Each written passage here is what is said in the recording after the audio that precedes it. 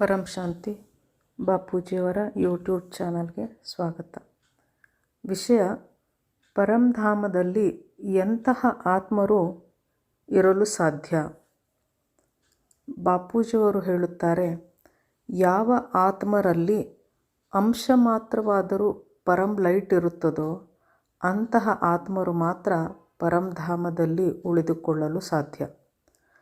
ಪರಂಧಾಮದಲ್ಲಿ ಪರಂ ಪ್ರಕಾಶ ತತ್ವ ಅಂದರೆ ಒಂದು ಕಲಾದ ಪರಂ ಆಕಾಶ ತತ್ವ ಮತ್ತು ಅಂಶ ಮಾತ್ರದ ಪರಂ ಲೈಟ್ ಇದ್ದರೆ ಅದರ ಅಸ್ತಿತ್ವವಿರುತ್ತದೆ.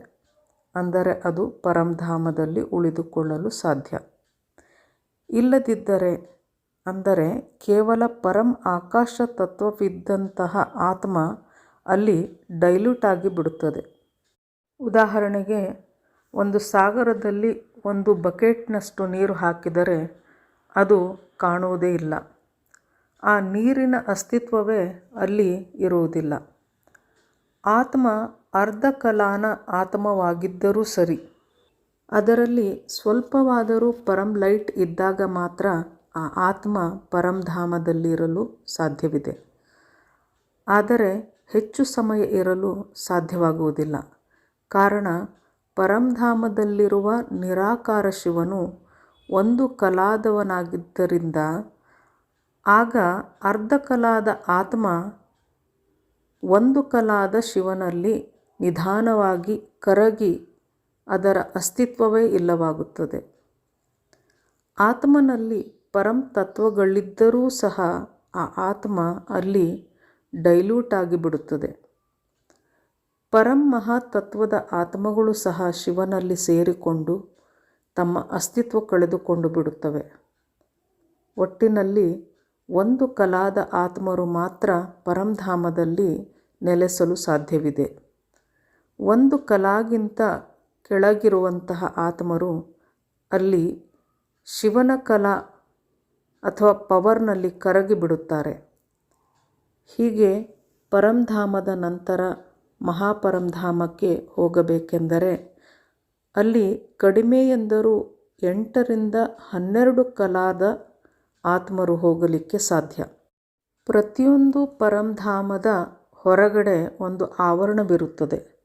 ಆತ್ಮವು ಅಲ್ಲಿಯವರೆಗೆ ಹೋಗುತ್ತದೆ, ಆದರೆ ಅದರ ಒಳ ಆವರಣಕ್ಕೆ ಪ್ರವೇಶ ಮಾಡಲು ಸಾಧ್ಯವಾಗುವುದಿಲ್ಲ.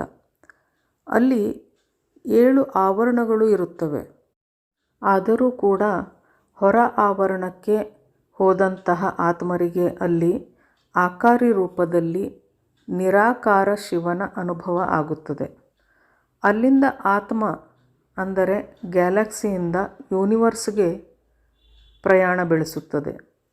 ಯೂನಿವರ್ಸ್ ಅಂದರೆ ಪರಂ ಮಹಾಧಾಮ. ಇಲ್ಲಿ ಬೇರೆ ಬೇರೆ ಕ್ಯಾಟಗರಿಯ ಆತ್ಮರಿರುತ್ತಾರೆ. ಇಲ್ಲಿ 16 ರಿಂದ 20 ಕಲಾದ ಆತ್ಮರು ಇರುತ್ತಾರೆ. ಹೇಗೆ ನಮ್ಮ ಭೂಮಿಯ ಮೇಲೆ ಒಂದು ದೇಶದವರು ಇನ್ನೊಂದು ದೇಶಕ್ಕೆ ಹೋಗಲು ವೀಸಾ ಪಡೆದುಕೊಂಡೇ ಹೋಗುತ್ತಾರೋ, ಆ ರೀತಿ ಇಲ್ಲಿಯೂ ಹೈ ಕ್ವಾಲಿಟಿಯ ಆತ್ಮರಿಗೆ ಮಾತ್ರ ಪರ್ಮಿಷನ್ ಸಿಗುತ್ತದೆ. ಯೂನಿವರ್ಸ್ನ ಪರಂಧಾಮಕ್ಕೆ ಹೋಗಲು ಬಹಳ ಕಷ್ಟಪಡಬೇಕಾಗುತ್ತದೆ. ಆತ್ಮ ನಿಧಾನವಾಗಿ ತನ್ನ ಪ್ರಯತ್ನದಿಂದ ಅಲ್ಲಿಗೂ ಸಹ ಹೋಗುತ್ತದೆ. ಪರಂಧಾಮಗಳಲ್ಲಿ ಕೆಲವು ಪರಂಧಾಮಗಳು 16 ರಿಂದ 20 ಕಲಾದ ಪರಂಧಾಮಗಳಿವೆ. ಇನ್ನು ಕೆಲವು 25 ಕಲಾದ ಪರಂಧಾಮಗಳು ಸಹ ಇವೆ. 50 ಕಲಾದ ಪರಂಧಾಮಗಳು ಇವೆ. 100 ಕಲಾ, 1000 ಕಲಾ, ಹೀಗೆ ಅನೇಕಾನೇಕ ಪ್ರಕಾರದ ಅಂದರೆ ಅನೇಕ ಪ್ರಕಾರದ ಕಲಾಗಳ ಪರಂಧಾಮಗಳು ಸಹ ಇವೆ. ಇಲ್ಲಿ ಆತ್ಮರ ಕಲಾ ಎಷ್ಟು ಕ್ಯಾಟಗರಿಯಲ್ಲಿರುತ್ತದೋ ಅಷ್ಟು ಕಲಾದ ಪರಂಧಾಮವನ್ನು ಆ ಆತ್ಮರು ಸೇರುತ್ತಾರೆ. ಅಲ್ಲಿ ಆ ಆತ್ಮರು ಆನಂದವನ್ನು ಪಡೆಯುತ್ತಾರೆ. ಇಲ್ಲಿ ಅಂದರೆ ಪರಂಧಾಮದಲ್ಲಿ ಪರಂ ಆನಂದವಿದೆ. ಹೀಗೆ ಮೇಲೆ ಮೇಲೆ ಹೋದಂತೆ ಪರಂ ಆನಂದ ಹೆಚ್ಚಾಗುತ್ತಾ ಹೋಗುತ್ತದೆ. ಅಂದರೆ 100 ಕಲಾದ ಪರಂಧಾಮದಲ್ಲಿ 100 ಪಟ್ಟು ಆನಂದವಿದೆ. ಕಲಾ ಹೆಚ್ಚಾದಂತೆ ಆನಂದವೂ ಕೂಡ ಹೆಚ್ಚಾಗುತ್ತದೆ. 1000 ಕಲಾಗೆ ಹೋದಾಗ ಆನಂದವು 1000 ಪಟ್ಟು ಹೆಚ್ಚಾಗುತ್ತದೆ. ಹೀಗೆ ಆತ್ಮ ಮೇಲೆ ಮೇಲೆ ಸಾಗುತ್ತಾ ಬೇಹದ್ನ ಕಲಾದ ಪರಂಧಾಮಕ್ಕೆ ಹೋದಾಗ ಅಲ್ಲಿ ಬೇಹದ್ ಅಂದರೆ ಅನಂತಾನಂತ ಪಟ್ಟು ಆನಂದ ಅಲ್ಲಿ ಸಿಗುತ್ತದೆ. ಬೇಹದ್ನ ಪರಂಧಾಮದಲ್ಲಿ ಆತ್ಮ ನಿಜಾನಂದ ಸ್ವರೂಪ, ಶಾಂತ ಸ್ವರೂಪನಾಗುತ್ತದೆ. ಆತ್ಮನ ನಿಜ ಸ್ವರೂಪವೇ ಆನಂದಮಯವಾಗಿದೆ. ನಿರಾಕಾರ ಸ್ವರೂಪದಲ್ಲಿ ಆತ್ಮನ ಎಲ್ಲ ಗುಣಗಳು ಅಲ್ಲಿ ಸೇರಿಕೊಳ್ಳುತ್ತವೆ. ಅಂದರೆ ಆನಂದ, ಪರಂ ಆನಂದ, ಪರಂ ಸುಖ, ಪರಂ ಶಾಂತಿ ಇವು ಆತ್ಮನ ನಿಜವಾದ ಗುಣಗಳಾಗಿವೆ. ಈ ಗುಣ ಆತ್ಮಕ್ಕೆ ಈ ಭೂಮಿಯ ಮೇಲೆ ಸಿಗಲಿಕ್ಕೆ ಸಾಧ್ಯವೇ ಇಲ್ಲ. ಕೆಳಗಿನ ಬ್ರಹ್ಮಾಂಡಗಳಲ್ಲೆಲ್ಲ ಸತ್ವ, ರಜೋ ಮತ್ತು ತಮೋ ಗುಣಗಳಿರುತ್ತವೆ. ಭೂಮಿಯ ಮೇಲಿನ ಆನಂದ ಭೌತಿಕ ಆನಂದವಾಗಿದೆ, ಅದು ಆತ್ಮಾನಂದವಾಗಿರುವುದಿಲ್ಲ. ಭೂಮಿ ಮೇಲಿನ ಆನಂದವೇ ಬೇರೆ, ಸ್ವರ್ಗದ ಆನಂದವೇ ಬೇರೆ ಮತ್ತು ಪರಂಧಾಮದ ಪರಂ ಆನಂದವೇ ಬೇರೆ. ಅದನ್ನು ಇಲ್ಲಿ ಅನುಭವಪಡಿಸುವುದು ಬಹಳ ಕಷ್ಟ.